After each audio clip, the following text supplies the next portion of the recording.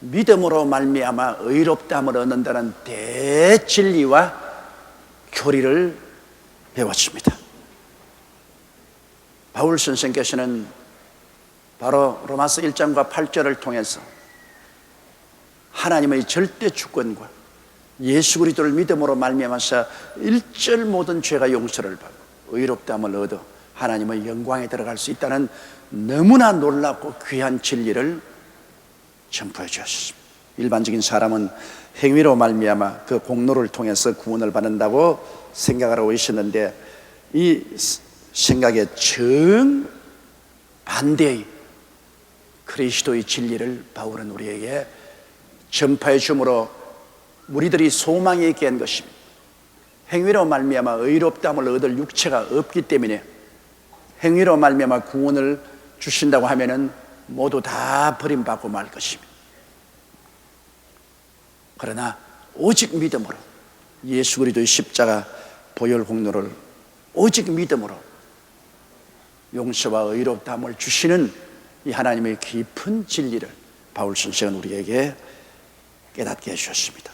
그런데 이제 로마서 9장에는 바울이 아주 참담하고 비통한 심정으로 동족 이스라엘의 불신앙과 배역으로 인한 하나님의 뜻 회복과 인류 구원에 대한 사역을 여기에 설명을 하고 있습니다. 그러므로 우리 다 같이 9장 1절을 함께 읽으십시다. 내가 그리스도 안에서 참말을 하고 거짓말을 아니하노라. 내게 큰 근심이 있는 것과 마음에 그치지 않은 고통이 있는 것을 내 양심이 성령 안에서 나로 더불어 증거하노니. 자, 여기에 보면 사도 바울 선생의 큰 근심과 고통에 대한 이야기가 있습니다. 내가 그리스도 안에서 참말을 하고 거짓말을 아니하노라. 타락한 우리들은 거짓의 아비 원수 마귀에게 점령을 당하고 있기 때문에 거짓말을 물 마시듯이 합니다. 사람들이 참된 말을 하려고 굉장히 노력을 하지만은, 그러나 참된 말보다는 거짓말을 하기가 쉽고 또 많이 합니다. 그렇기 때문에 이 세상은 거짓으로 꽉 들어차 있습니다. 우리도 여러분 보십시오. 정치인들도 늘 참말을 하려고 애를 쓰는데도 불구하고 거짓말하게 되고, 경제인들도 참말을 하려고 애를 쓰면서 거짓말하게 되고, 일반 평시민들도 서로 대화와 교제 속에서 참말을 하려고 애를 쓰지만은 궁극적으로 많은 거짓말을 하게 됩니다. 부부 간에도 서로 거짓말하고, 부모 자식 간에도 거짓말하고, 형제 간에도 거짓말하고, 이웃 간에도 거짓말하고, 좌우간 거짓말 안 한 데가 없어요. 뭘 거짓말쟁이, 뭐 다 거짓말쟁이. 참말은 적고 거짓말은 많습니다. 이 세상에 유일하게 참말을 끝까지 하시는 분은 우리 주 예수 그리스도밖에 없습니다. 그리스도는 진리입니다. 진리의 성령을 통해서 우리에게 참말을 해주십니다. 그 외 인간은 아담과 하와의 타락으로 말미암아 완전 부패되었기 때문에 진리보다도 거짓으로 점령을 당하고 있습니다. 참말을 하는 것보다도 거짓말을 하는 것이 훨씬 쉽고 또 많이 합니다. 그다음에 예수 그리스도를 믿고 거듭나고 난 다음에도, 그리스도 안에서 새 사람이 되고 난 다음에도 끊임없는 환경적인 유혹과 또 일반적으로 살아온 관습에 의해서 쉽게 거짓말의 유혹에 떨어지는 것 사실입니다. 예수 믿고 많이 우리가 회개하고 참말을 하고 참 속에 살려고 노력하는 것은 다릅니다. 우리는 자꾸 회개하고 자꾸 노력하지만은 환경적인 부패가 너무 심하고, 그리고 오랫동안 관습적으로 거짓말 속에 살아왔기 때문에 습관적으로 거짓말 안 해도 될 것을 거짓말하는 그런 경우가 많습니다. 그러므로 사람들은 서로를 확실히 신뢰하지 않죠. 말을 들을 때도 저기 진짜인가 가짜인가 그 내용을 알아보려고 애를 자꾸 씁니다. 더구나 한국 사람이 그런 경향이 많아요. 그래서 해외여행을 가면 한국 사람이 많이 들어가는 상점마다 들어가면 제일 먼저 하는 말이 이거 진짜예요, 이거 진짜예요. 그러면 왜 한국 사람이 들어가서 묻는 것은 이거 가짜입니까 진짜입니까 묻거든. 그러니까 아예 먼저 선수를 쳐서 이거 진짜예요, 진짜예요 그렇게 말해요. 그러므로 바울 선생께서 이 성경을 기록할 때도 이 성경을 받아 읽는 사람이 이 바울이 과장한 것이 아닌가, 바울이 거짓말하는 것이 아닌가, 이렇게 의심을 하고 있는 사람들도 있었습니다. 그렇기 때문에 바울이 내가 그리스도 안에서 참말을 하고 거짓말을 아니한다. 그리스도 안에서 성령으로 말미암아 참말을 하지, 너희들 설득시키려고 적당히 거짓말로 버무려서 하지 않는다는 것입니다. 내가 그리스도 안에서 참말을 하고 거짓말을 아니하노라. 그러니까 내가 이 하는 말은 조금도 거짓말이 섞여 있지 않다는 것입니다. 진짜를 말한다, 진실을 말한다, 성령으로 말미암아 진실을 말한다.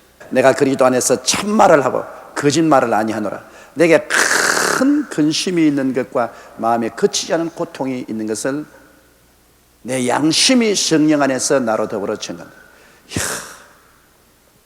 바울 선생이 예수 믿고 늘 평안하고 기쁘고 행복해야 되겠고, 또 그가 늘 예수 믿고 기쁘고 평안하고 행복하라고 했는데 왜 당신 자신은 마음속에 큰 근심이 있고 그치지 않은 고통이 있습니까?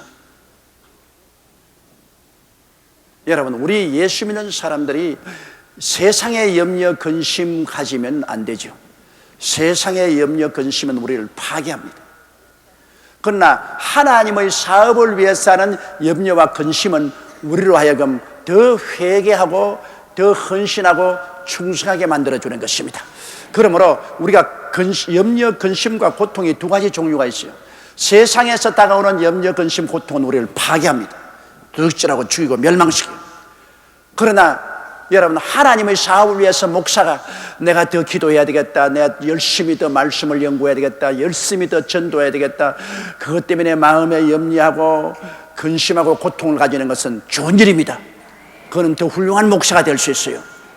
교회 장로님이 혹은 권사님이 어떻게 하면 장로로서의 직분을 다할 수 있을까, 어떻게 하면 성도들을 더 예수 잘 믿도록 도와줄 수 있을까, 내가 더 많은 병자를 신방하고 안수해서 더 많이 고쳐야 되겠는데, 더 귀신을 쫓아내야 되겠는데, 그러기 위해서 내가 더 아침에 새벽 기도 열심히 하고 금식 기도도 하고 철야 기도도 하고 말씀도 더 알아야 되겠는데, 그렇지 못하니까 내 마음에 근심하고 고통한다. 얼마나 좋은 일입니까? 그렇게 하면 그런 장로님, 그런 권사님, 그런 지역장, 구역장 훌륭한 주의 일꾼이 되는 것입니다. 그러나 뭐 조금 더 근심해라, 기도 안 해도 괜찮고 말씀 모르면 몰랐지 뭐 나홀로 구역장 어때? 없으면 뭐 구역해 보지 말고 뭐 나홀로 구역장 딸랑딸랑 가방만 들고 왔다 갔다 하다 말면 그뿐이지 뭐 괜찮아요, 괜찮아요. 큰일 났습니다. 걱정을 안 해요. 신앙을 위해서 염려 근심을 안 하면 그건 무슨 마음에 병들기 시작해요. 아니라 하게 되면 이제 마귀는 와서 자꾸 잠들게 하는 것입니다. 기도 안 해도 괜찮다, 적당히 말씀 골치 아픈데 뭐라고 읽어, 안 읽어도 괜찮아.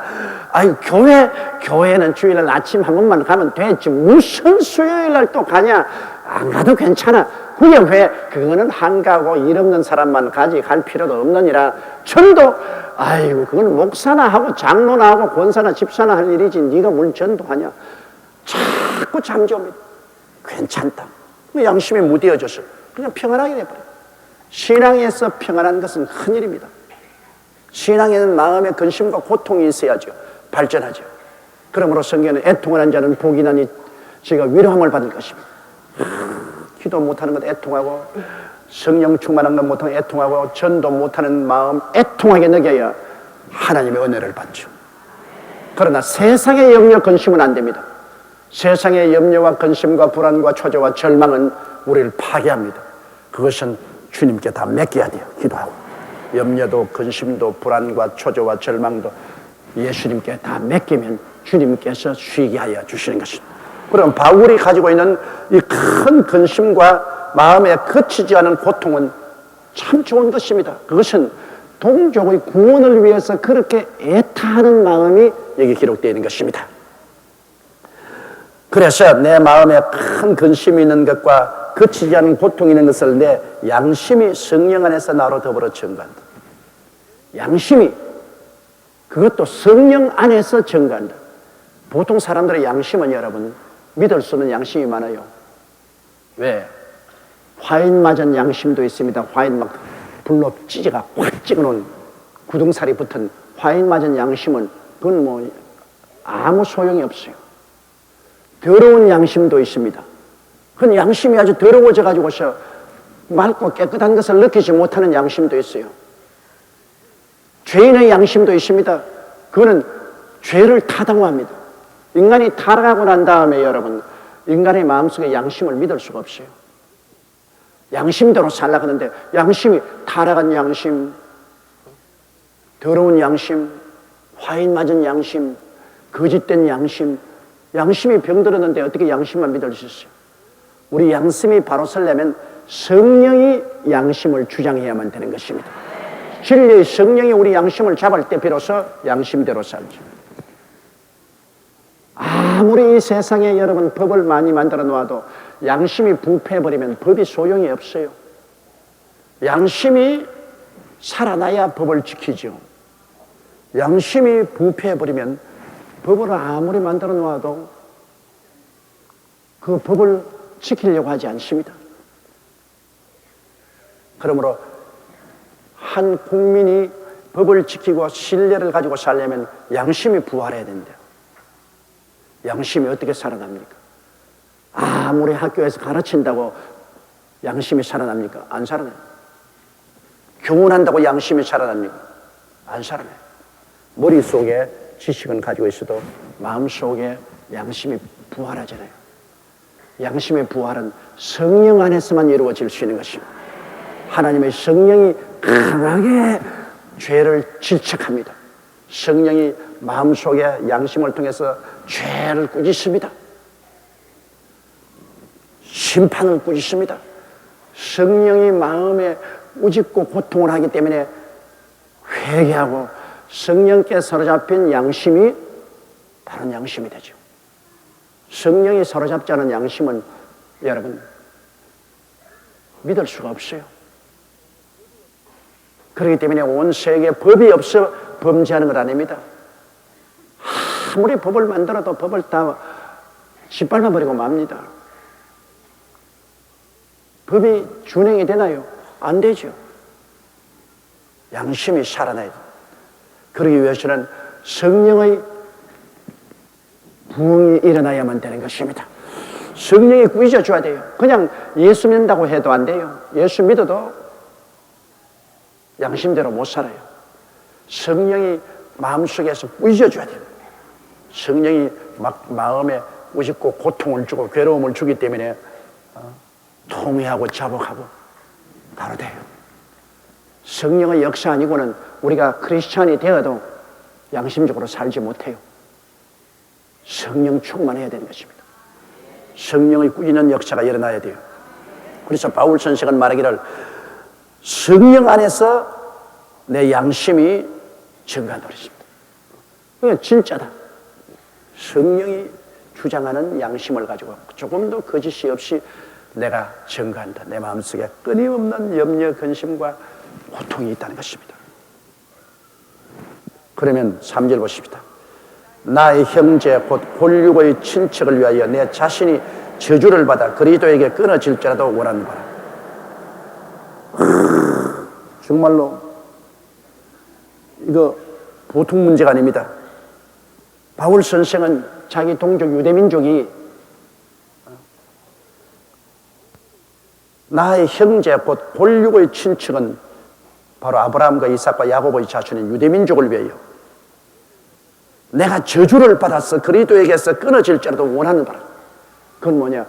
홀육과 친척, 자기 동족의 구원을 위해서라면 자기가 예수께 저주를 받아서 끊어져서 영원히 지옥불에 던짐을 당한다고 하더라도 좋다는 것입니다. 이거 여러분 도저히 우리로서는 상상할 수 없는 바울 선생의 애국적인 마음입니다. 동족을 사랑하는 마음입니다. 저주를 받아서 예수님께 버림을 당하고 영원히 지옥에 갈지라도 자기 하나 희생하고 민족을 구원할 수 있다면 그대로 하겠다는 것입니다. 이것은 모세도 그렇게 기도한 적이 있습니다. 출애굽기 32장 31절로 32절에 보면 슬프도소이다 이 백성이 자기들을 위하여 금신을 만들어 싸우니 큰 죄를 범하였나이다. 그러나 합의하시면 이제 그들의 죄를 사하옵소서. 그렇지 않사오면 원컨대 주의 거루가 쓴 책에서 내 이름을 지워버려 주시옵소서. 어마어마한 기도입니다. 모세도 이스라엘 백성이 금신상을 만들어서 거기에 절했을 때 하나님께 대속 기도를 드릴 때 용서하여 주옵소서. 만일 용서해 주지 못하시게 겠더라면 내 이름을 하나님의 구원의 생명책에서 제하여 주시옵소서. 목숨을 바친 기도가 바로 그것입니다. 목숨을 걸은 기도, 이거는 굉장히 영향력이 있지 않습니까? 내가 죽더라도 우리 가족을 구원하겠다. 내가 죽더라도 민족을 구원하겠다. 그러한 철저한 신앙, 이러한 기도는 굉장한 능력이 있고 효과를 발생하는 것입니다. 그 바울 선생이 원하는 바가 그것이었습니다. 4절요. 저희는 이스라엘 사람이라 저희에게는 양자됨과 영광과 언약들과 율법을 세운 것과 예배와 약속들이 있고. 자, 유대인들이 무슨 특권이 있느냐? 그렇게 말할 사람이 있습니다. 유대인 되어서 좋은 게 뭐가 있느냐? 아브라함의, 이삭, 야곱의 자손들이 되어서 세상 사람들보다 다른 게 뭐가 있느냐? 나은 것이 뭐가 있느냐? 유대인들 자신이 그런 자기들을 비하해서 하는 말들이 있습니다. 왜 하나님이 자꾸만 우리를 데리고서 시비를 걸고 우리에게 너무 많은 요구를 하시는가? 우리가 이방인보다 나은 것이 뭐가 있냐? 뭘 해주셨기에 우리 보고 자꾸 하나님께서 책망만 하고 심판을 하시냐? 그렇게 말하는 사람들이 있습니다. 그러나 여러분, 유대인들이 된다는 것은 굉장한 이익점이 많이 있습니다. 그 이익이 뭐냐? 우리 한번 보십시다. 저희는 이스라엘 사람이라.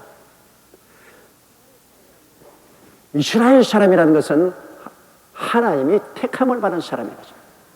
많은 사람 가운데 하나님께서 너는 특별히 장자로서, 민족의 장자로서 택했다. 제사장의 나라에서 택했다. 이스라엘은 하나님의 택한 민족입니다. 그 얼마나 좋은 일입니까?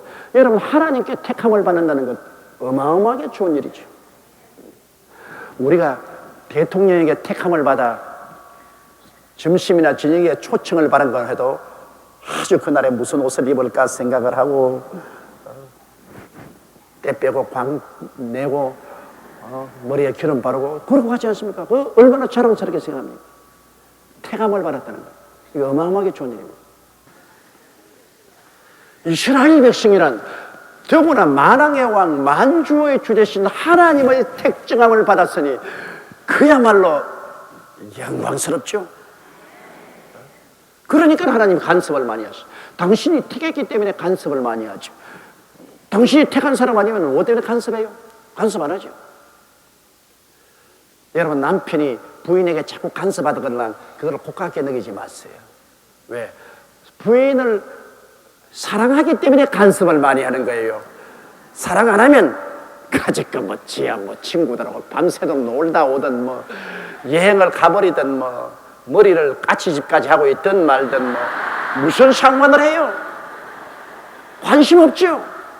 관심 밖의 인물이 되죠. 그러나 왜 머리는 그렇게 하느냐, 옷은 왜 그렇게 입느냐, 저녁에 늦게 돌아다니지 말고 빨리 들어오느라, 친구들하고 어디 가더라도 보고하고 가거라. 우리 남편 자꾸 간섭을 해서 못 살겠다. 그때가 좋을 때입니다, 여러분. 그때가 그것은 사랑하기 때문에 그렇게 하는 것입니다. 관심 밖으로 나가면 그때는 여러분 자유입니다. 자유를 얻었다고 좋아하지 마세요. 그때는 버림받은 것입니다. 이스라엘 백성이 왜 하나님의 일일이 우리에 간섭하냐? 십계명을 지켜라, 제사를 드려라, 잘못하면 하나님이 때린다, 또 징계를 하신다. 아유, 못 살겠어. 왜 하나님이 이렇게 하냐? 그것은 하나님이 나는 너를 특별한 민족으로 택하고 온 세계 민족 중에 장자요 제사장의 국가로 삼아서 내 관심 속에 있기 때문에 내가 더 잘 되라고 그러는 것이다. 그 말인 것입니다. 그래 바울이 선생님, 자, 이스라엘 백성은 유익점이 많다. 그는 이스라엘 사람 선민이요, 저희에게는 양자됨과 양자됨. 하나님께서 이스라엘 백성을 하나님의 양자로 택했다. 실제로 낳은 자식도 자식이지만 양자로 택해서 기른 자식도 자식입니다. 여러분, 이 세상에 낳은 정하고 기른 정하고 어느 정이 더 많습니까? 기른 정이 더 많아요. 낳아서 그냥 버려버리면 무슨 소용이 있어? 기르는데 얼마나 많은 고통이 따릅니까? 사실은 어린애기 뱃속에 넣고 있을 때가 편해요. 밖에 내놓으면 괴롭다고요. 그때면 울고 불고 그냥 똥 싸고 오줌 싸고 온갖 타기는 괴롭지. 뱃속에 넣고 댕길 때 편안하지 않아요.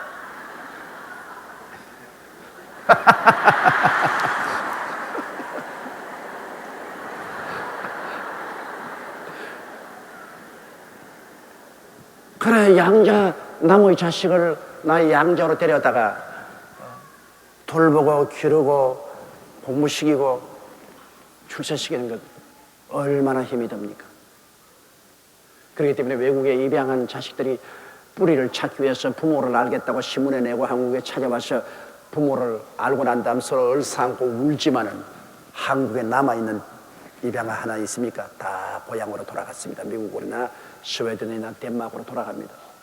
그 돌아간데 신문 기자들이 늘 묻지 않았어요. 마 여기 있지? 왜 돌아가느냐? 그래도 나를 길러주신 부모님이 계신다. 낳아준 부모님은 뿌리로서 자라서 좋긴 좋지만은 그러나 정은 길러주신 부모에게 있는 것입니다. 길러준 부모에게로 찾아갑니다. 이렇기 때문에 이스라엘 백성들은 하나님이 당신의 양자로 선택했다. 그 얼마나 큰 좋은. 그래서 하나님이 이스라엘 백성은 친히 애굽에서 이끌어내시고 기사와 이적을 베푸시고 길러주시지 않았습니까? 양자된 특권이죠. 그리고 영광이 그대로 같이 하십니다. 영광이라는 것은 하나님께서 그들을 높여주시기 때문에 영광을 얻는 것입니다. 홍해수를 가르고 애국 군대는 다 물에 빠져도 그들은 살려내십니다. 얼마나 영광스러운 것입니다. 하나님께서 아말렉 군대를 물리치고 그들을 광야에서 살려준 것 얼마나 영광스러운 것입니다. 하늘에서 만나가 내려와서 그들을 먹이시니 40년 동안 이 하나님의 특별한 대우를 받으니까 얼마나 영광스럽습니까? 특별한 대우를 받고 명예를 얻을 때 영광스러움을 느낍니다. 우리가 무슨 일하고 난 다음에 상장 하나 받습니다. 그 종이에 상장이 무슨 가치가 있습니까? 그러나 종이에다가 기록한 그 상장, 그것을 받을 때 내가 인정을 받았다고 생각하기 때문에 영광을 느끼게 되는 것입니다. 야, 내가 살아온 것, 내가 한 일을 인정받았다. 그러므로 영광을 느낍니다. 그 사실 종이 그 무슨 값이 난 아무 값도 없어요. 인정받는다는 것이 굉장히 영광을 느끼죠. 하나님이 이스라엘 백성을 다른 민족보다 특별히 인정을 해주니까 영광스럽게 느낍니다. 영광스럽게. 그 다음 언약들과 하나님이 이스라엘 백성들에게는 얼마나 많은 언약을 주었습니까? 많은 하나님의 약속을 주었습니다. 그리고 그 약속대로 그들이 부르짖어 기도하고 살 때 언약을 이루어 줌으로 큰 축복을 받았죠. 우리 예수 믿는 우리들도 보십시오. 얼마나 많은 언약을 가지고. 성경에는 간단히 한 7,000가지의 약속이 우리에게 주어져 있습니다. 그 하나님의 말씀들은 다 하나님의 언약이요, 하나님 자체입니다. 여러분, 말씀이 육신이 된 것이 예수님이니까 말씀이 자체가 예수님이요. 예수님 지금 환상으로 보려고 자꾸 애쓰지 마세요. 말씀이 바로 예수님이신 것입니다. 말씀을 받을 때 예수님을 모시듯이 받고, 육신의 예수님 의지하듯이 말씀에 의지하면 말씀은 살아서 운동력이 있어 역사하는 것입니다. 우리는 오늘날 말씀을 통하여 아버지 하나님과 예수님을 직접 만나는 것입니다. 말씀이 하나님입니다. 언약들이 바로 하나님 자신을 우리에게 주신 것입니다. 언약 해놓고 난 다음에 여러분 언약을 어기지 않지 않아요. 우리 하나님이 천지와 만물을 지으신 하나님이 우리에게 약속을 할 때는 하나님의 명예를 걸어놓은 것입니다. 여러분, 하나님은 거짓말 못하지 않아요. 온 우주를 지으시고 우주를 장악하시고 운영하시는 하나님이 거짓말을 하면 온 우주가 뒤죽박죽이 되죠. 하나님이 당신의 명예를 걸고 우리에게 언약을 주신 것입니다. 그리고 더구나 우리 예수 믿는 우리들에게는 예수 그리스도의 십자가의 피로서 도장을 찍었죠. 그 하나님의 언약을 우리가 믿지 못하죠. 우리가 믿지 못하죠. 우리가 하나님의 언약을 목숨을 걸고 믿으면 내 믿은 대로 될지어다. 언약은 그대로 되는 것입니다. 믿음은 들음에서 나며 들음은 그리스도의 말씀으로 말미암으니까. 베드로가 물에 빠진 것 하나님이 약속이 없어 빠진 건 아니잖아요. 예수님이 오라 언약을 주셨는데 베드로 자기가 바람과 바다를 보고 두려워해서 그리스도의 언약을 포기해버리기 때문에 빠졌단 말이에요. 예수님의 언약이 취소된 것 아닙니다. 예수님은 오라는 말씀 그대로 했어요. 그 오라는 말씀을 믿고 나갈 때 물으로 걸었으나 중간에 가다가 바람과 바다를 보고 놀래서 언약을 그만 버리고 불안과 공포심을 받아들였기 때문에 물에 빠졌다. 언약이 잘못된 것 아닙니다. 하나님이 주신 언약은 저 하늘이 무너지고 이 땅이 꺼져도 1.1획도 변함이 없어요. 우리가 변했으니까 그렇지. 우리가 공포를 택하고 하나님의 말씀을 택하지 않았기 때문에 물에 빠지는 겁니다. 이스라엘 백성들에게는 하나님이 이런 언약까지 주셨죠. 일반 사람들은 언약이 어디 있어요? 또 율법을 세웠다.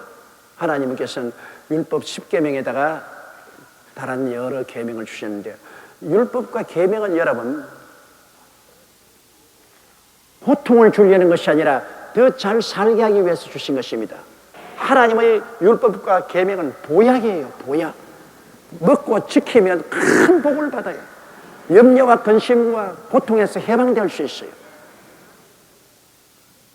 그런데 하나님이 이스라엘 백성들에게는 율법도 주셨고 그 다음 예배가 여러분 얼마나 좋습니까? 예배를 드릴 때 하나님께서 성령으로 임하시고 내 마음속에 하나님 말씀과 성령이 흐물하게 채워질 때 그게 행복이에요. 행복이란 하나님이 내 마음속을 점령할 때 행복이 오지요. 마음에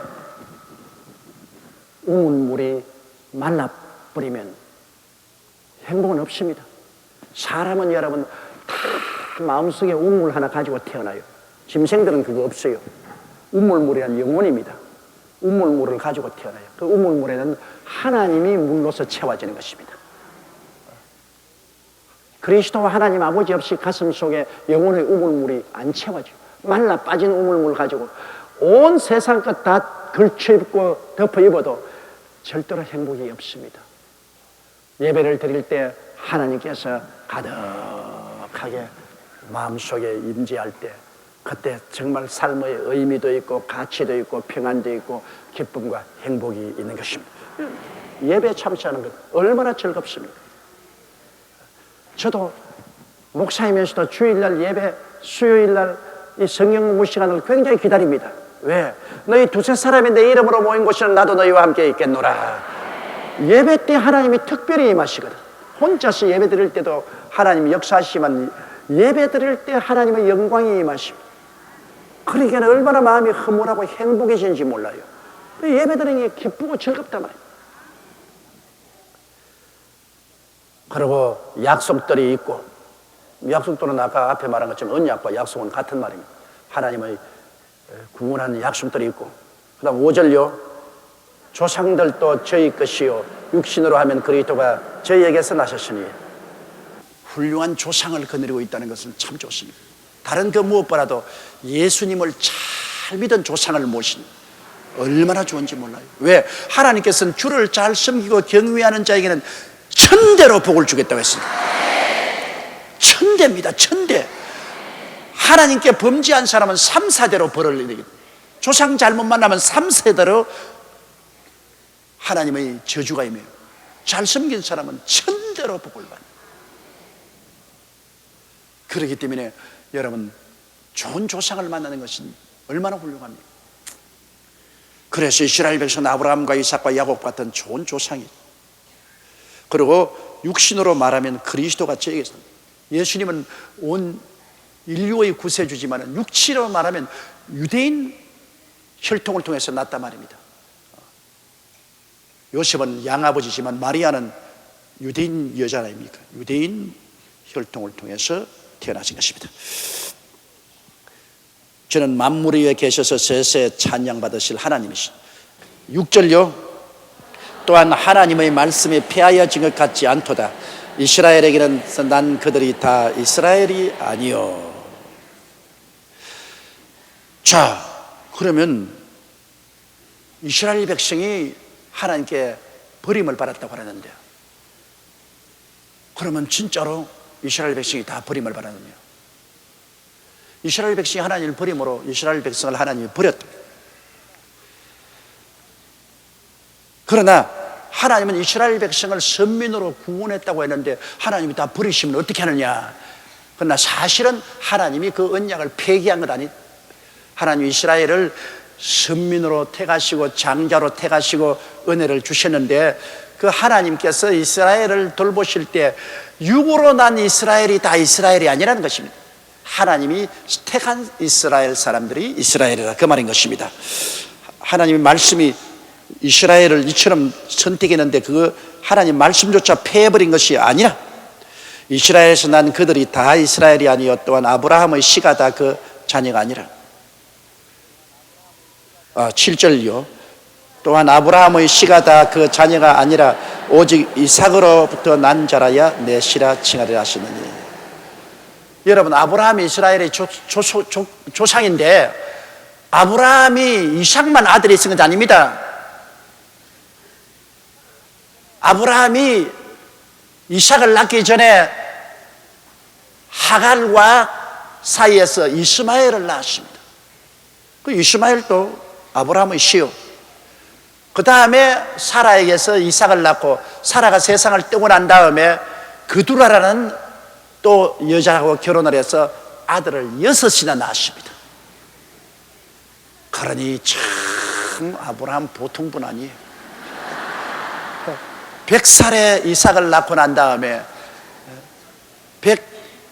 120살인가 또 장가 들어가지고 그두라라는 여인에게서 6 아들을 낳았으니까 보통 장사가 아니죠.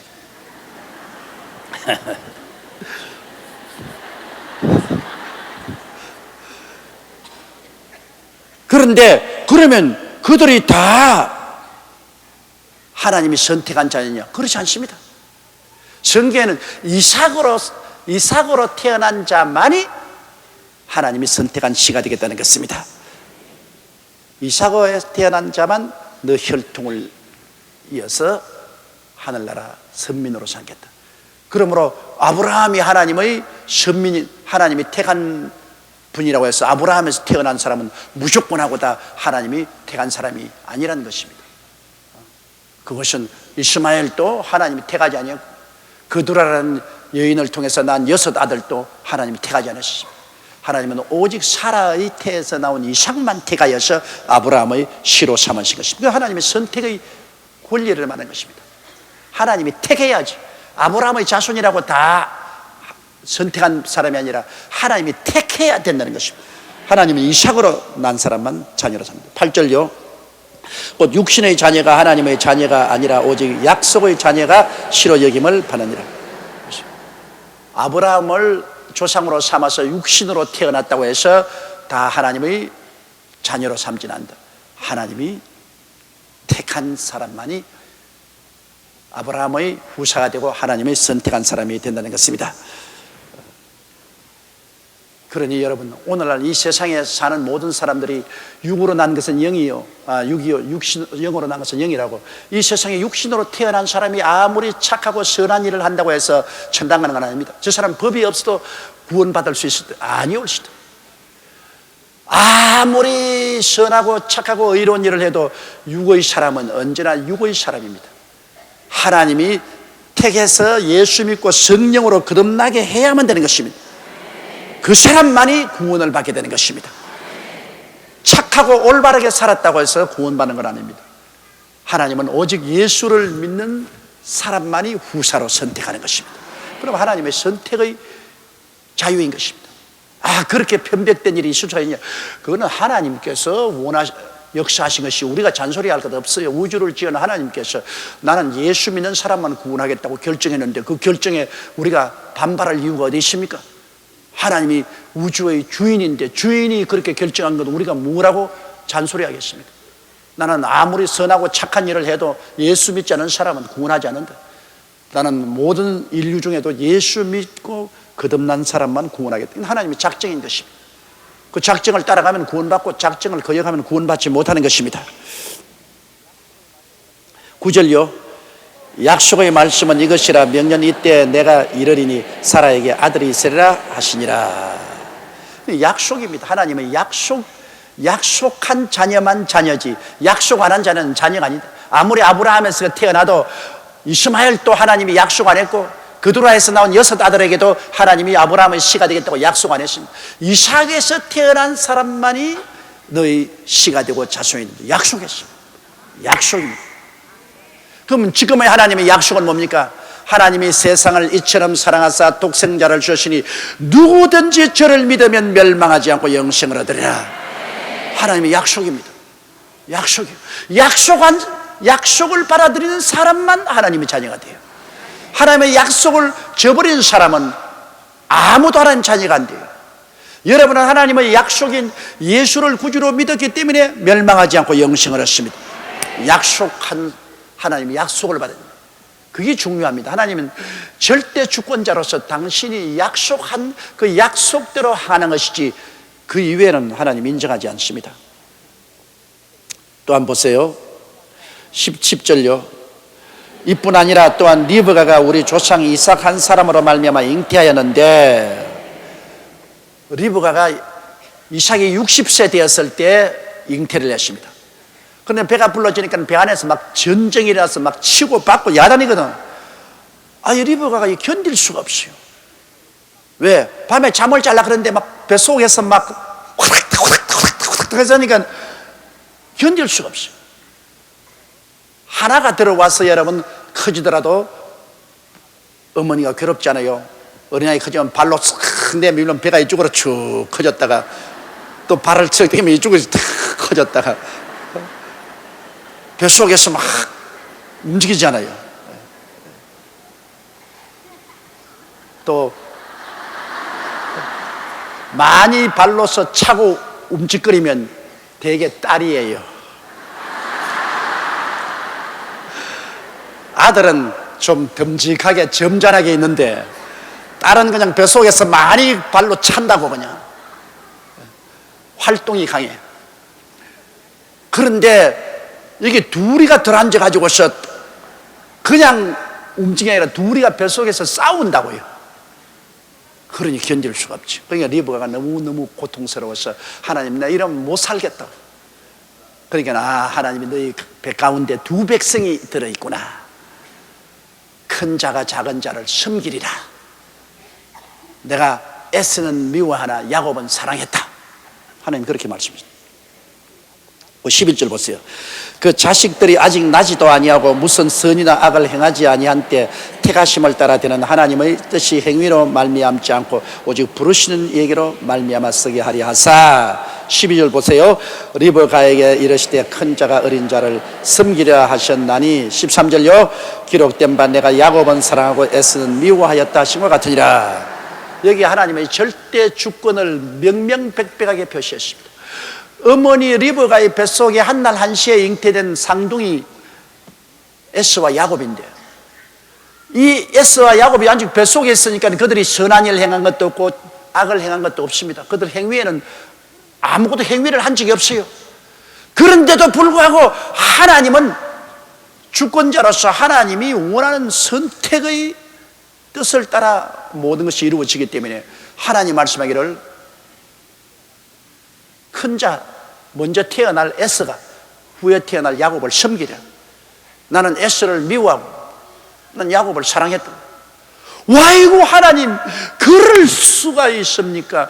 뱃속에 들어서 아직 태어나지도 아니하고 선악간에 아무 해열도 없는데 세상에 에서는 미워하고 야곱을 사랑한다니, 그런 일이 있었습니다.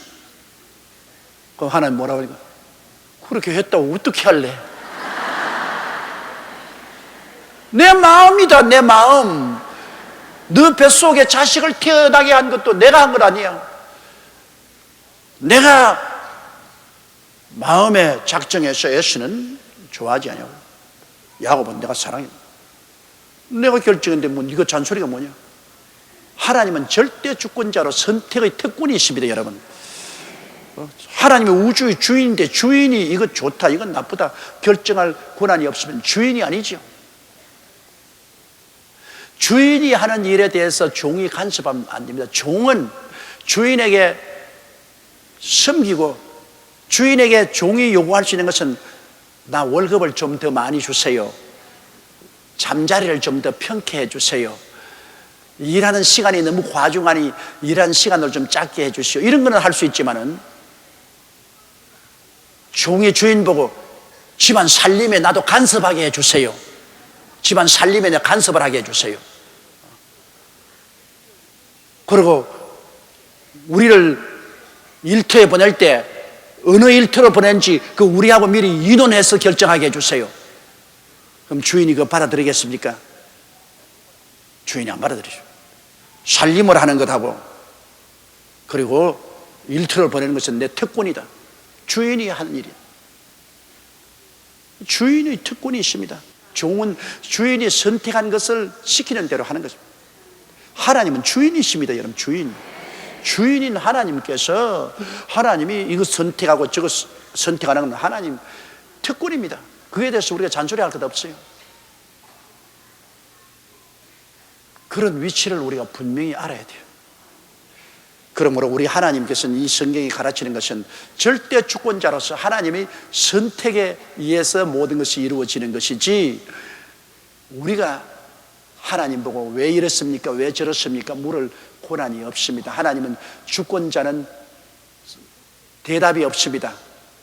절대 주권자, 선택의 주권인데 뭘 설명을 해요? 하나님 설명 안 하십니다. 하나님께 물어봤자 설명 안 해요. 나는 야훼라, 내가 결정했다, 그뿐입니다. 그 아들 예수님이 십자가에 못 박일 때 하나님이 어찌하여 나를 버리셨나이까? 주님이 무슨 설명했습니까? 설명 안 했습니다. 십자가에 죽는 것이 하나님 뜻이다, 그거로서 결정입니다. 설명 안 해요. 나중에 두고 보면 알 것 아니에요. 주권자가 무슨 자꾸 설명합니다. 그래서 우리 하나님은 이스라엘 백성을 다 버린 것이 아니, 이스라엘 백성이 다 이스라엘 백성이 아니라 그 가운데도 하나님이 언약한 시에서 나온 백성, 그 가운데도 하나님이 선택한 사람만이 이스라엘 백성이라, 그 말인 것입니다. 하나님의 주권과 선택입니다. 이것은 굉장히 깊은 하나님의 섭리에 대한 신학적인 것이 있는데 오늘은 시간이 없어서 끝까지 못하겠습니다. 다음에 미루고, 오늘 여러분은 하나님의 약속을 믿어서 선택함을 입은 것만 해도 감사하게 생각되는 것입니다. 우리는 선택받은 사람들입니다. 할렐루야.